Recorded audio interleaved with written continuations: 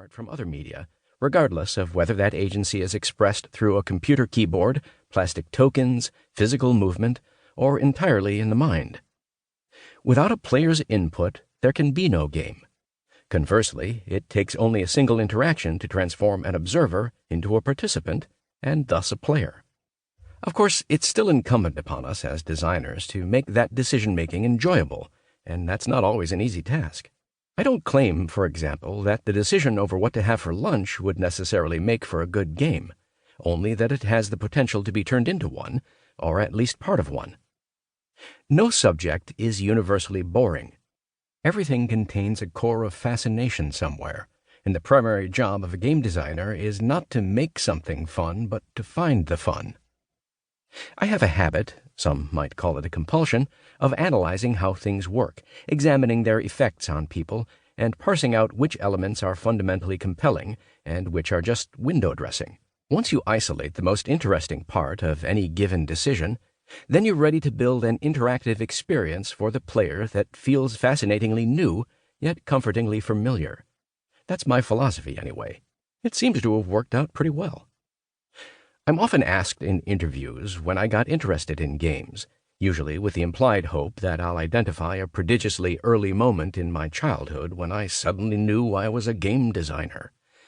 Interviewers seem especially keen to discover some talismanic object of inspiration. Perhaps it was the 630-page illustrated Civil War book that my father gave me in elementary school, or the train station I lived next to in Switzerland, or an Errol Flynn swashbuckling classic flickering on our tiny black-and-white television. And they want me to say in that instant, I felt the flash of destiny. How else can one explain the relatively uncommon path I've taken in life, if not in terms of sudden twists and critical junctures? But from my perspective, there was no turning point. I never made the conscious decision to embrace gaming, because as far as I can tell, gaming already is the default, straightforward path.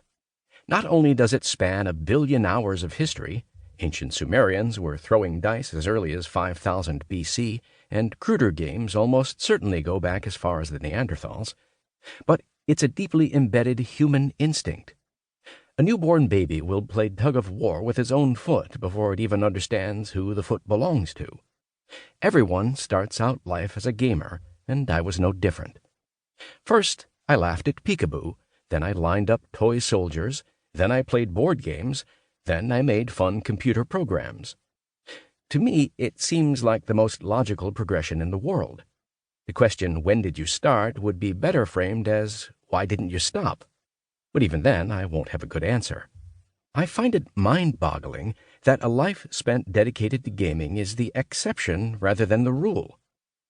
If my gravestone reads, Sid Meier, creator of civilization and nothing else, I'll be fine with that.